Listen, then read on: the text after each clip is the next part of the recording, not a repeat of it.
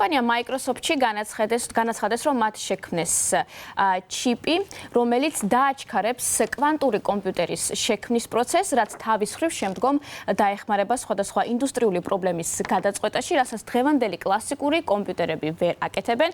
Ამ ჩიპს, რომელიც წარადგინა კომპანია Microsoft-მა, ეწოდება Majorana 1 და ის ადამიანის ხელის გულზე ეტევა. ეს არის მნიშვნელოვანი, რადგან როგორც კომპანია Microsoft-ში აღნიშნავენ, თანდათანობით უფრო მეტად დაპატარავდება ელექტრონული მოწყობილობები, კომპიუტერები, ლეპტოპები და უფრო გაიზრდება შესაბამისად მათი სიმძლავრე. და ეს არის მნიშვნელოვანი, რადგან როგორც აღნიშნავენ ტექნოლოგიური ექსპერტები, სწორედ კვანტური კომპიუტერი არის ტექნოლოგიის მომავალი.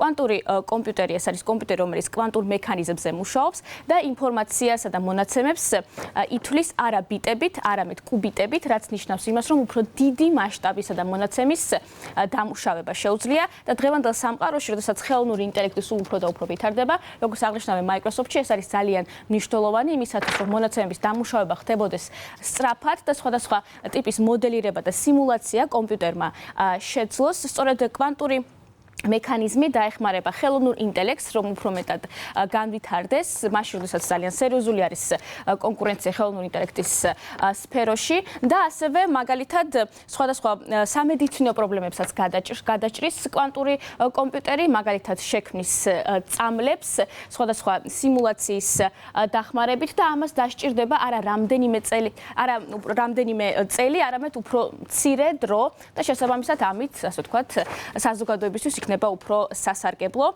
როგორც აღნიშნავენ კომპანია Microsoft-ში, სწორედ მათი ჩიპი იქნება ნამდვილი გარღვევა კვანტურ მექანიკაში, კვანტური კომპიუტერის შესაქმნელად, თუმცა აღსანიშნავია ის, რომ კომპანია Microsoft-ი არ არის ერთადერთი ტექნოლოგიური გიგანტი, რომელიც ამ თემაზე მუშაობს.